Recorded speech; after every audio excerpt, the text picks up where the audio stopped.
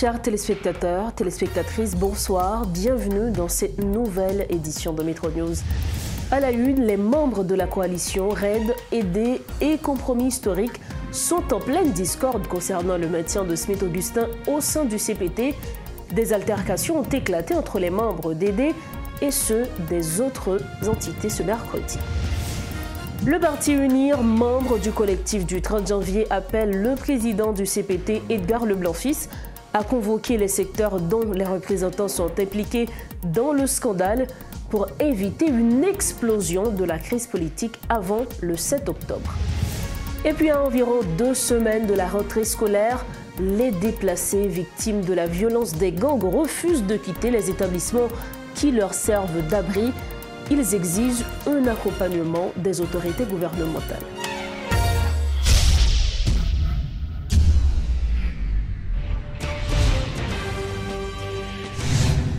On démarre ce journal par cette affaire de corruption à la BNC. RAID et compromis historique, 2 composantes de la coalition tripartite avec le parti aidé, continuent d'affirmer leur soutien à Smith Augustin, leur représentant au sein du Conseil présidentiel de transition. Lors d'une conférence de presse organisée ce mercredi pour réitérer ce soutien, des membres du parti aidé, dirigé par Claude Joseph, ont fait irruption pour contester ce choix. Cette altercation a nécessité l'intervention des forces de l'ordre. De leur côté, les avocats de Smith Augustin ont assuré que leur client se présentera devant l'ULCC pour répondre aux questions des enquêteurs dans le cadre de la confrontation. Reportage Rodolphe Fierluy. C'est dans un climat de tension et de perturbation que s'est déroulée la rencontre avec les travailleurs de presse organisée par le parti Compromis historique et RAID.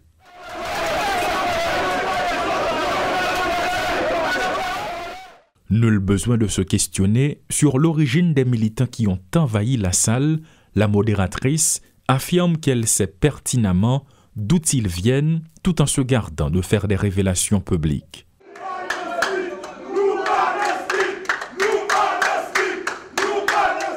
C'est confirmé, les violents ne s'accordent pas entre les 3 entités, Compromis historique, RAID et D, les 3 partis qui se sont réunis pour choisir Smith Augustin comme conseiller président sont en train de se mordre les lèvres sur leur position. Compromis historique avec plateforme RAID, nous exprimer publiquement position.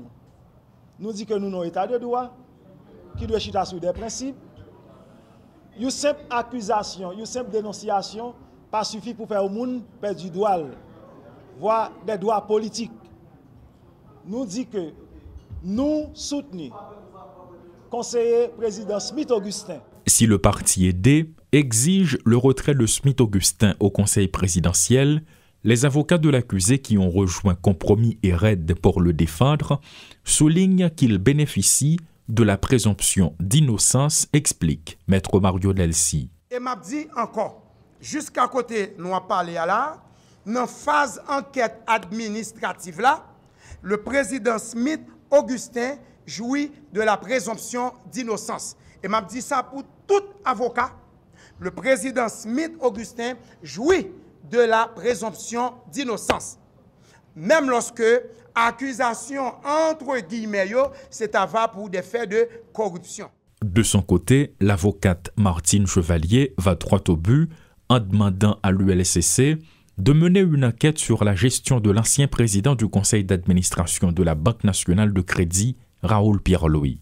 Pour initier, pour faire un audit sur 7 ans, et Raoul Pierre-Louis fait la tête conseil d'administration. C'est pour le conseil d'administration BNCA. C'est pour l'ULCC qui a profité de faire ça. C'est une énième rencontre avec la presse qui s'est déroulée sur fond de tension. Alors, il faut souligner qu'il y a des militants qui ont perturbé la conférence qui a commencé bien sûr avec plus d'une trentaine de minutes de retard, mais la conférence a quand même eu lieu. Donc, il faut souligner en dernier lieu que demain, Dieu voulant, il va y avoir une confrontation à l'unité de lutte contre la corruption. Et selon Maître Mario Delcy ainsi que Maître Martine Chevalier, le conseiller président Smith Augustin répondra à l'appel en vue de répondre aux différentes questions dans le cadre de cette confrontation. Guy Tréchoisy et Rodolphe Pierre-Louis pour Télémétropole. Toujours concernant le scandale, le parti UNIR, membre du collectif du 30 janvier, exprime ses préoccupations. La situation politique pourrait se détériorer si les acteurs ne résolvent pas le scandale de la BNC avant le 7 octobre, date à laquelle Smith-Augustin devrait coordonner le Conseil présidentiel de transition lors de la présidence tournante.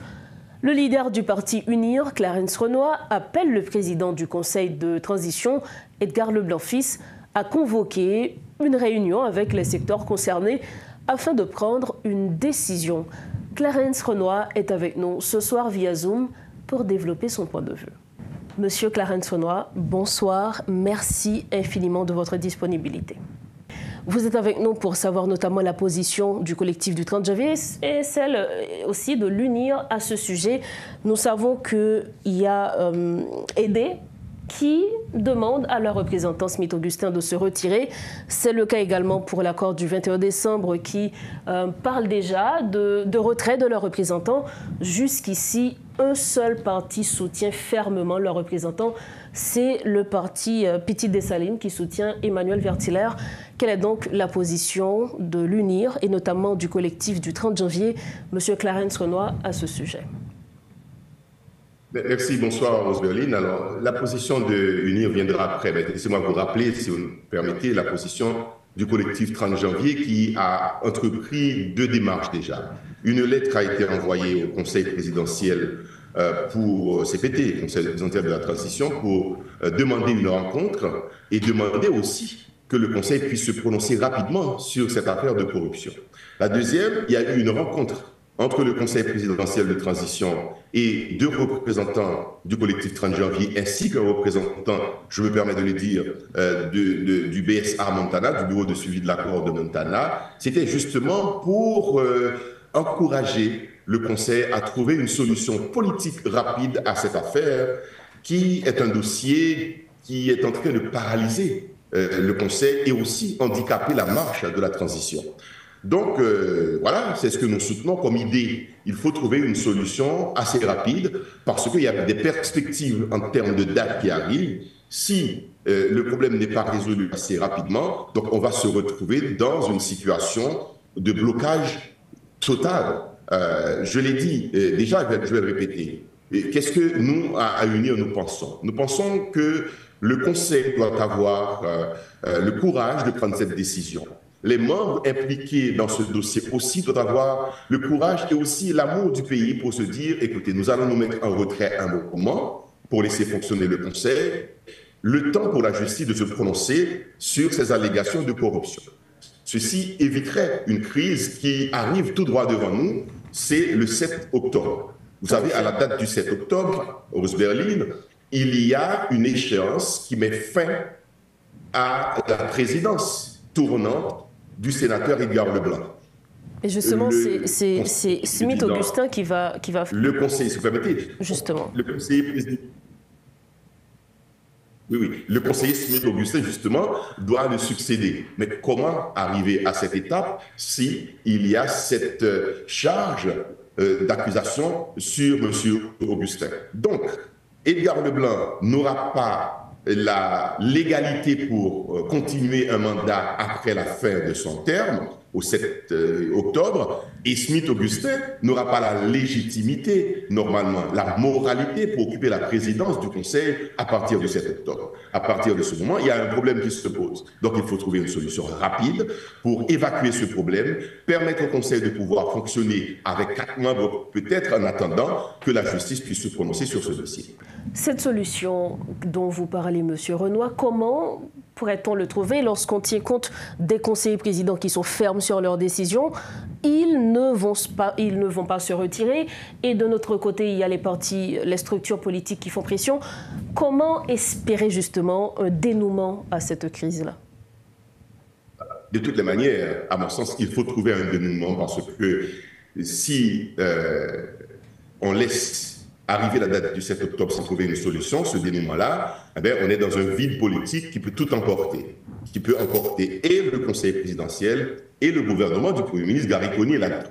Mais j'ai l'impression aujourd'hui que la priorité doit être accordée à cette solution à trouver. Alors, laquelle? Je ne sais pas. Je comprends la position des partis politiques et je comprends aussi la position des personnes indexées qui ont leur honneur à défendre s'ils ne se sentent coupables de rien.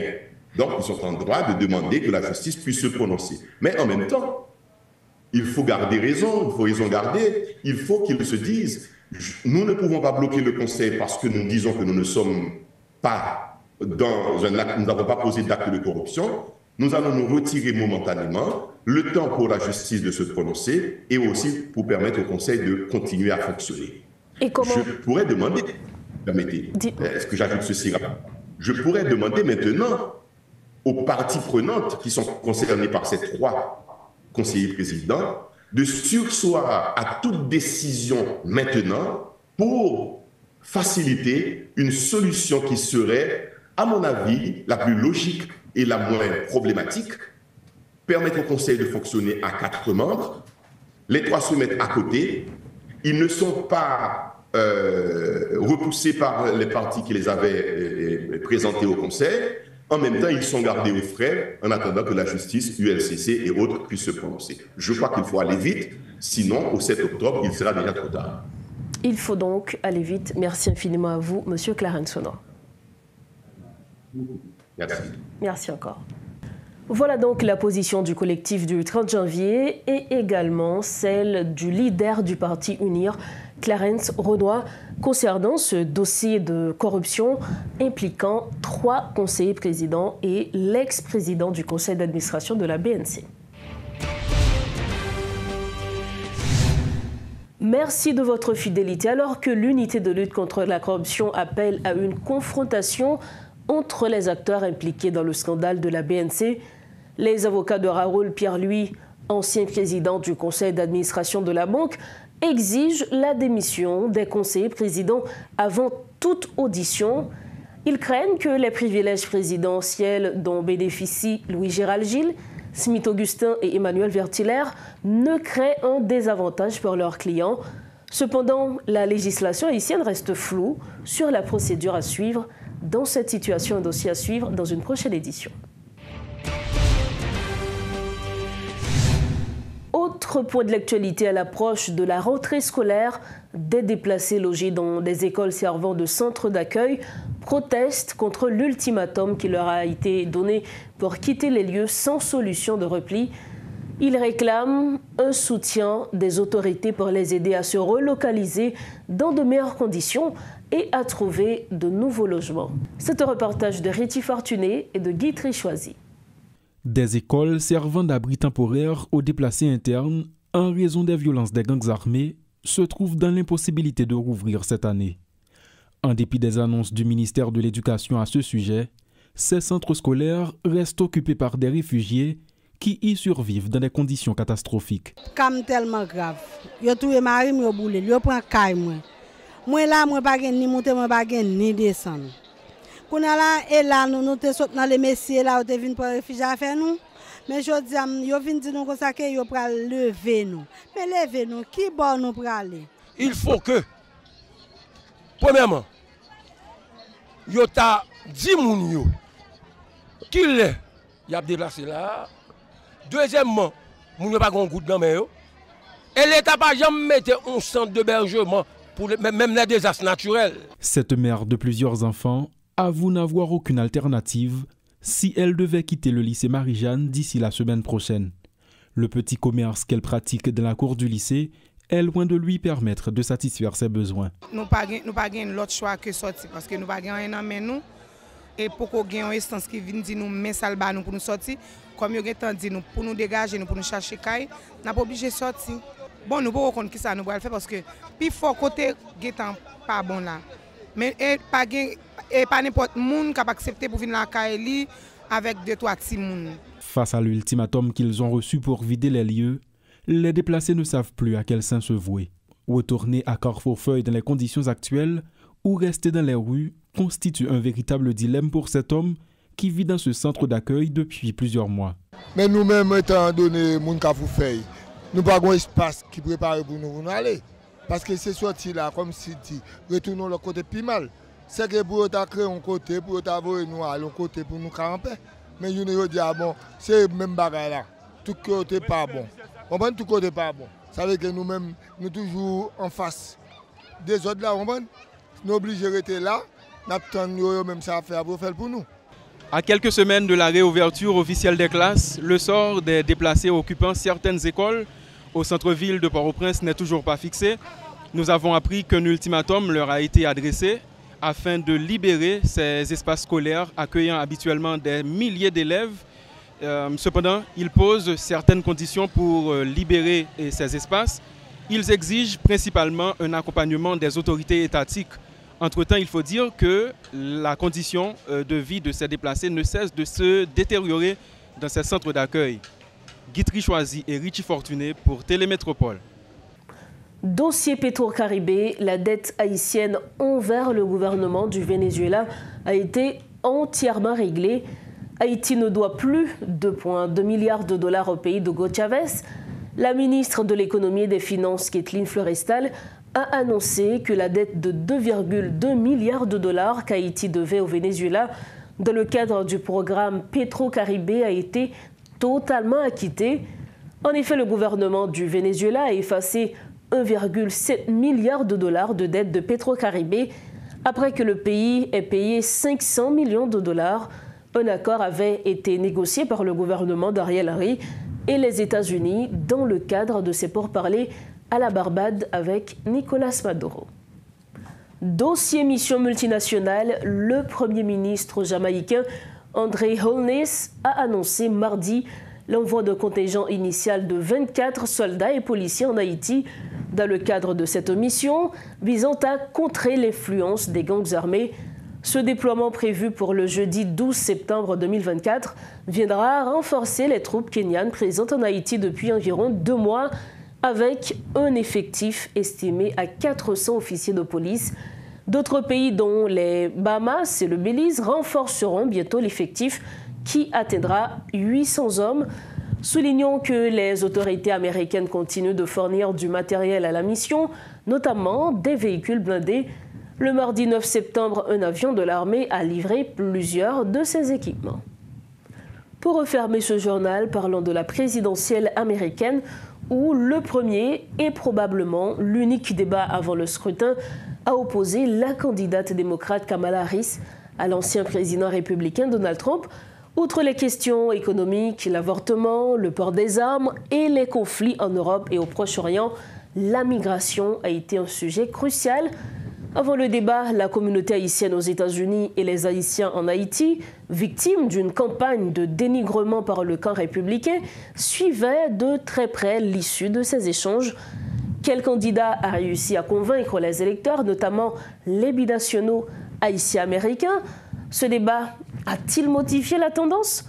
Pour une analyse approfondie, nous accueillons Pierre-Antoine Louis, expert en relations internationales et ancien diplomate américain. Bonsoir Pierre-Antoine, merci infiniment de votre disponibilité. Bonsoir Osberline, comme d'habitude, c'est un plaisir d'être avec vous.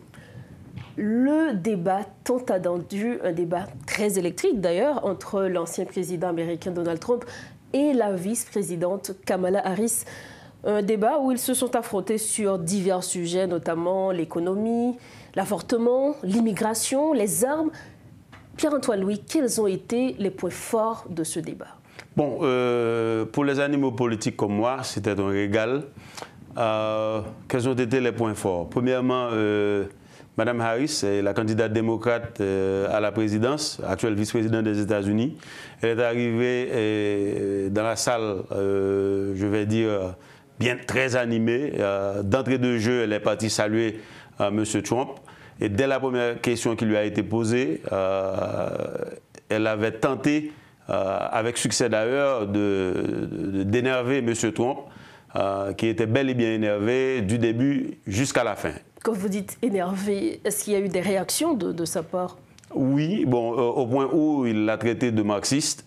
Il a expliqué qu'au niveau politique, elle était absolument nulle et qu'en plus de 3 ans et demi de vice-présidence, qu'elle n'avait rien fait et qu'elle était d'ailleurs pire que Biden, qui, selon lui, est le pire président que les États-Unis aient jamais eu.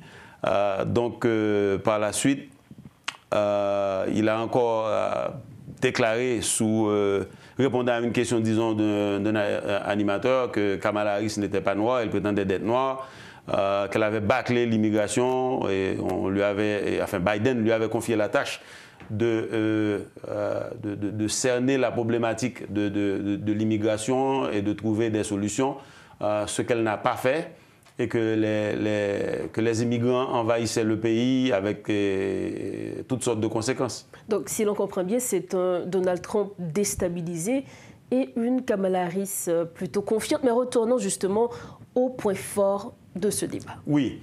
Donc, Kamala Harris, d'entrée de jeu, a expliqué qu'elle avait un programme politique, mais que M. Trump n'en avait pas. Et que d'ailleurs, ce seul programme, c'était d'exposer ses griefs, de parler de ses intentions de devenir un dictateur, et qu'il n'avait pas le tempérament de président, qu'il a été 2 fois, qu'il avait fait l'objet de 2 tentatives de destitution, qu'il avait incité une émeute au Capitole où se trouve le pouvoir législatif des États-Unis, parce qu'il ne voulait pas accepter sa défaite en 2020, le 6 juillet 2021, et que d'ailleurs, que c'est un inculpé qui a été trouvé coupable, adjugé coupable par 34 chefs d'accusation, et que Donald Trump plutôt ne devait pas, en aucun cas, être près de la Maison-Blanche, voire de devenir président. Et pendant tout le débat, M. Trump était furieux de la façon dont Kamala Harris l'avait traité. Et il l'a démontré, tandis que Kamala Harris elle-même, de par le fait qu'elle soit une femme, il y a beaucoup d'Américains qui ne sont pas prêts à voter pour une femme, d'autant plus qu'elle n'est pas blanche, elle est en plus à moitié noire et à moitié d'origine indienne. Donc ce sont comment dirais-je, des obstacles à surmonter.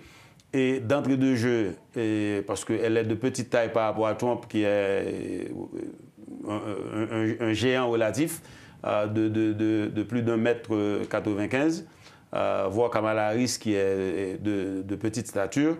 Donc, elle voulait démontrer qu'elle avait de quoi, qu'elle avait le gabarit pour devenir président, qu'elle possédait l'expérience nécessaire et qu'elle voulait démontrer que Trump était quelqu'un qui n'était pas stable, un narcissique, qui ne s'occupait que de lui et de ses amis et de ceux qui l'intéressaient, qu'il n'était pas intéressé par les problèmes de la majorité des Américains de classe moyenne. Donc, je crois qu'elle l'a réussi. Et d'ailleurs, pendant le débat qui a duré 1h40 minutes au lieu de 1h30 qui y a été réservé, le Parti démocrate, sa campagne a pu collecter plus de 24 millions de dollars. Et pour toute la journée, sa campagne a collecté 36 millions de dollars. Autant dire que Kamala Harris a tenté de maintenir le momentum. Aux États-Unis, disons que la moitié, la grande majorité des républicains vont voter pour Trump. La grande majorité... C'est par appartenance. Absolument. La grande majorité des démocrates vont voter pour Kamala Harris. Donc l'enjeu, c'était, pour les 2 candidats, de prouver aux indécis qu'ils devaient voter pour lui ou pour elle. Je pense qu'elle a réussi son pari, il n'a pas réussi. Ça ne veut pas dire que Kamala Harris va remporter les élections, il reste encore 55 jours. Justement. Beaucoup d'eau peut couler sous le pont. Mais hier, elle s'en était bien servie et elle a fait œuvre qui vaille avec les atouts qu'elle avait, tandis que Trump lui-même, il y a des républicains qui sont un petit peu nerveux aujourd'hui et qui estiment que Trump s'est mal servi hier soir pendant le débat. Alors, plusieurs sujets brûlants ont été débattus justement lors de ce débat. Et comme on l'avait dit au début de cette interview, la question de l'immigration a été l'une des questions assez présentes lors de ce débat télévisé. Mais il y a eu un dossier qui fait couler beaucoup d'encre et de salive depuis cette semaine. C'est celui d'Haïti, où des Haïtiens, principalement dans l'Ohio, dans Springfield, mangent des chats d'Américains. Ou bien mangeraient. Justement, on le dit avec toute la précaution que ça demande, mangeraient des chats des Américains. Et des chiens. Oui, bon, des canards. Donc c'est un dossier qui a été évoqué justement hier, mais on doit dire que l'ancien président Donald Trump n'a pas précisé pour autant qu'il s'agissait d'Haïtiens, mais comme c'était un dossier qui était déjà sur la table, donc on savait en quelque sorte que ça était adressé aux Haïtiens.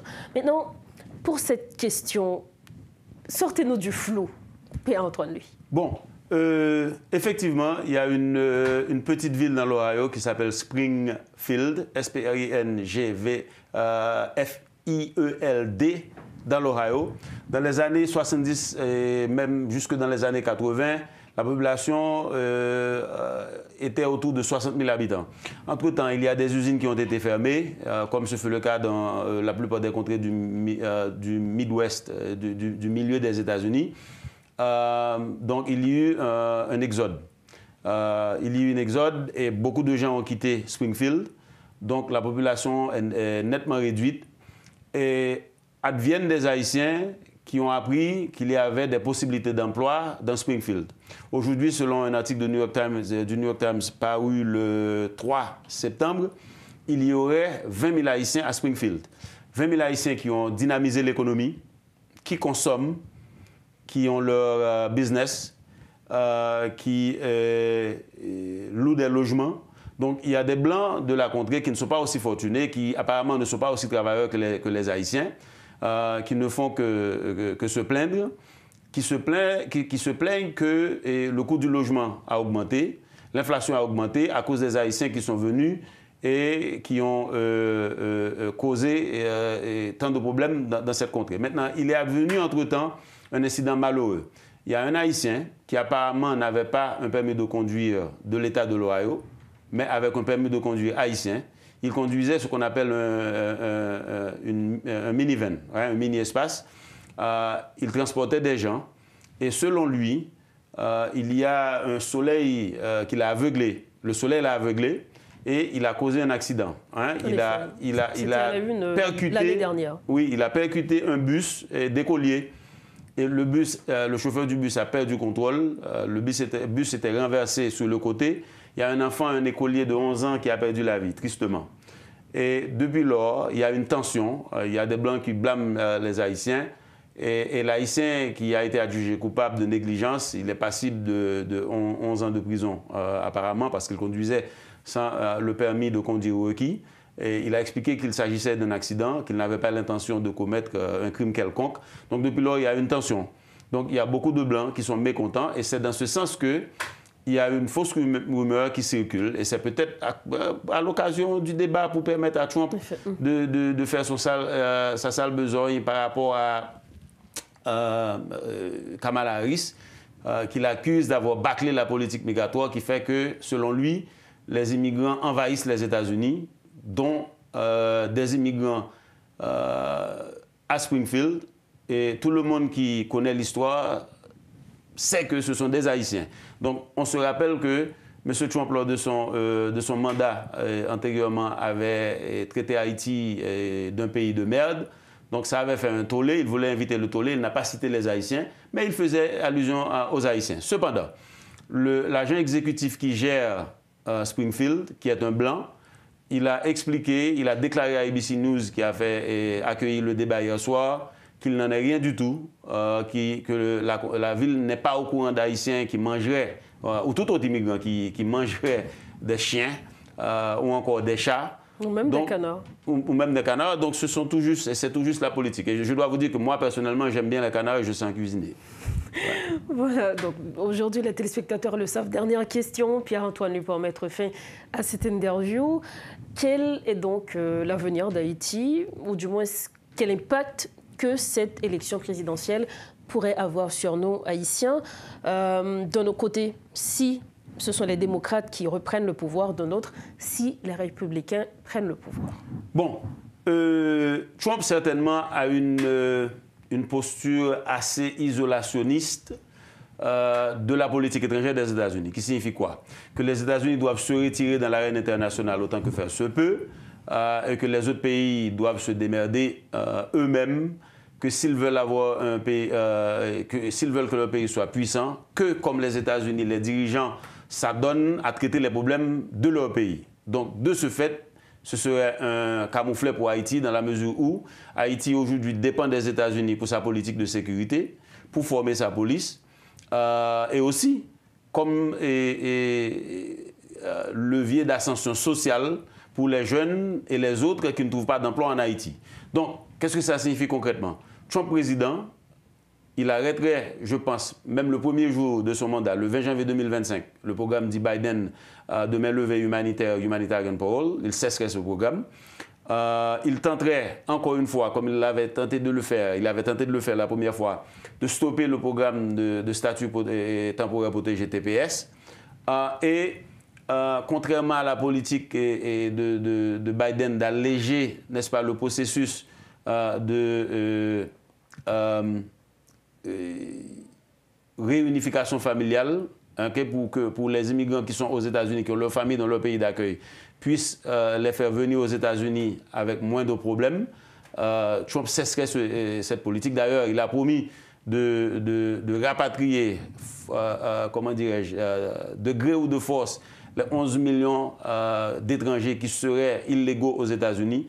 Donc, si Trump deviendrait président, ce serait pas trop bien pour Haïti, dans ce sens.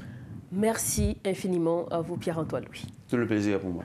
Voilà l'analyse de l'ancien diplomate américain, également expert en relations internationales, Pierre-Antoine Louis. Il était sur le plateau de Metro News ce soir pour nous apporter tous les détails nécessaires concernant ce débat télévisé, très attendu d'ailleurs, entre l'ancien président américain Donald Trump et la vice-présidente actuelle Kamala Harris. Nous refermons cette édition de Metro News. Avant de partir, le rappel des principaux titres à la une. Les membres de la coalition RAID, aidés et compromis historiques sont en pleine discorde concernant le maintien de Smith-Augustin au sein du Conseil présidentiel de transition.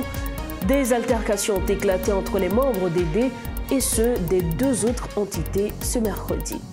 Le Parti Unir, membre du collectif du 30 janvier, appelle le président du CPT, Edgar Leblanc-Fils, à convoquer les secteurs dont les représentants sont impliqués dans le scandale pour éviter une explosion de la crise politique avant le 7 octobre. Et puis à environ 2 semaines de la rentrée scolaire, les déplacés victimes de la violence des gangs refusent de quitter les établissements qui leur servent d'abri. Ils exigent un accompagnement des autorités gouvernementales. C'est ainsi que nous refermons cette édition de Metro News. Merci infiniment, chers téléspectateurs, de votre attention. Restez branchés Métropole. Bonsoir.